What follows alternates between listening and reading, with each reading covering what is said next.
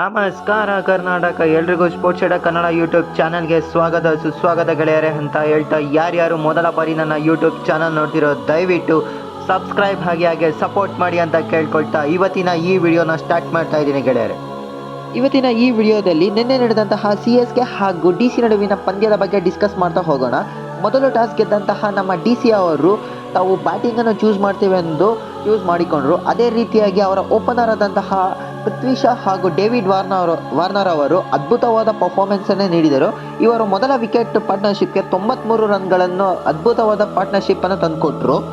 ಇದರಲ್ಲಿ ನಮ್ಮ ಪೃಥ್ವಿ ಶಾ ಅವರು ಕೇವಲ 27 ಬಾಲ್ಗಳಲ್ಲಿ 43 ರನ್ಗಳನ್ನು ಸಿಡಿಸಿದರು. ಇದರಲ್ಲಿ 2 ಅದ್ಭುತವಾದ ಸಿಕ್ಸರ್ಗಳು ಹಾಗೂ 4 ಫೋರ್ಗಳು ಇನ್ಕ್ಲೂಡ್ ಆಗಿದ್ದವು. ಅದೇ ರೀತಿಯಾಗಿ ನಮ್ಮ ಡೇವಿಡ್ ವಾರ್ನರ್ ಅವರು 32 ಬಾಲ್ಗಳಲ್ಲಿ 53 ರನ್ಗಳನ್ನು ಹೊಡೆದರು. ಇದರಲ್ಲಿ ಅದ್ಭುತವಾದ 3 ಸಿಕ್ಸರ್ಗಳು ಹಾಗೆ 5 ಫೋರ್ಗಳು ಇನ್ಕ್ಲೂಡ್ ಆಗಿದ್ದಾರೆ ಗೆಳೆಯರೆ.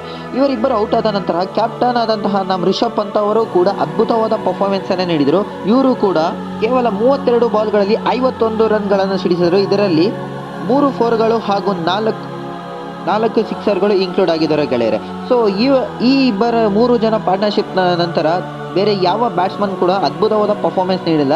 ಇದರಿಂದಾಗಿ ನಮ್ಮ DC ಅವರು ನಿಗದಿತ 20 ಓವರ್ಗಳಲ್ಲಿ 5 ವಿಕೆಟನ್ನು ಕಳೆದುಕೊಂಡು 191 ರನ್ಗಳನ್ನು ಕಲೆ ಹಾಕಿದರು ಗೆಳೆಯರೆ.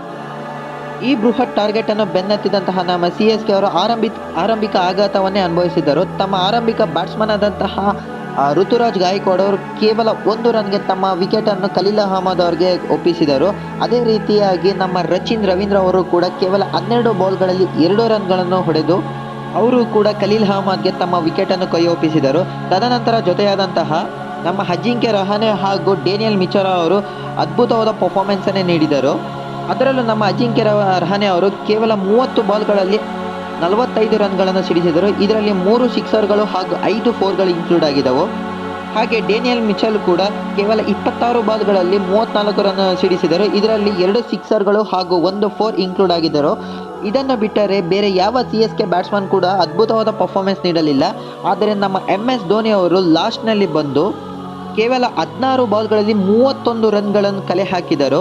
ಇದರಲ್ಲಿ ಭರ್ಜರಿಯಾದ 3 ಸಿಕ್ಸರ್ಗಳು ಹಾಗೂ 4 ಫೋರ್ಗಳು ಇನ್ಕ್ಲೂಡ್ ಆಗಿದ್ದಾರೆ ಗೆಳೆಯರೆ.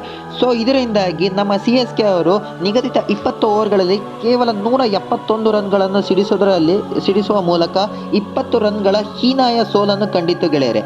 ಇದರಿಂದಾಗಿ ನಮ್ಮ CSK ಅವರು ಪಾಯಿಂಟ್ಸ್ ಟೇಬಲಲ್ಲಿ ಟಾಪ್ 2 ಸ್ಥಾನವನ್ನು ಅಲಂಕರಿಸಿದರು.